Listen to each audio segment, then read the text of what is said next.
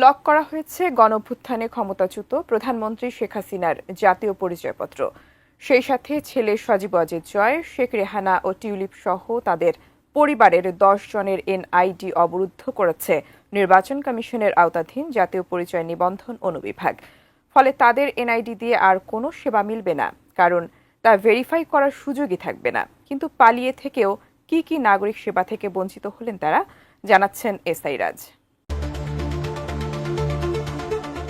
জুলাই আন্দোলনে গণহত্যা, গুম খুন ও মানবতা বিরোধী কর্মকাণ্ডের আসামি পলাতক সাবেক প্রধানমন্ত্রী শেখ হাসিনার জাতীয় পরিচয়পত্র অবরুদ্ধ করে দিয়েছে নির্বাচন কমিশনের অধীন জাতীয় পরিচয় নিবন্ধন অনুবিভাগ।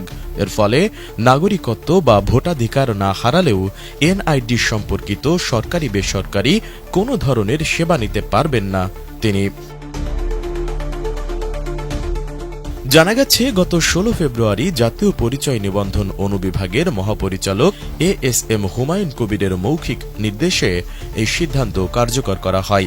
যাদের এনআইডি লক করা হয়েছে তারা হলেন শেখ হাসিনা, সজীব আহমেদ ওয়াজেদ, সাইমা ওয়াজেদ, শেখ রেহেনা, টিউলিপ রিজওয়ানা সিদ্দিক, আজমিনা সিদ্দিক, শাহিন সিদ্দিক, বুশরা সিদ্দিক, রাদওয়ান মুজিব সিদ্দিক এবং তারিক আহমেদ সিদ্দিক।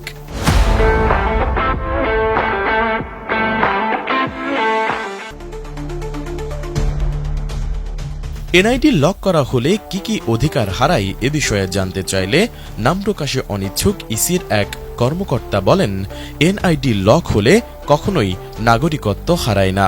কারো এনআইডি লক হলেও ভোটার তালিকায় তার নাম থাকে, তবে এনআইডি সম্পর্কিত সরকারি বেসরকারি সব সেবা থেকে বঞ্চিত হয়। দেশে 22 ধরনের সেবা পেতে লাগে জাতীয় পরিচয়পত্র।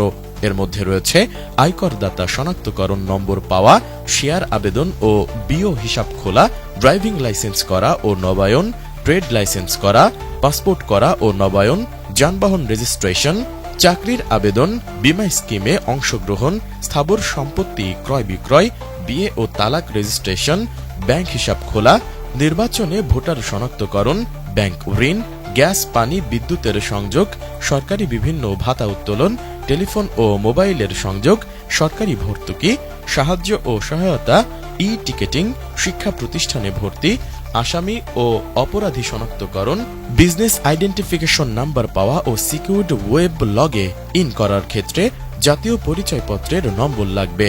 যাদের এনআইডি লক করা হয় তারা এসব সুবিধা পায় না। এসআই রাজ, এটিএন নিউজ।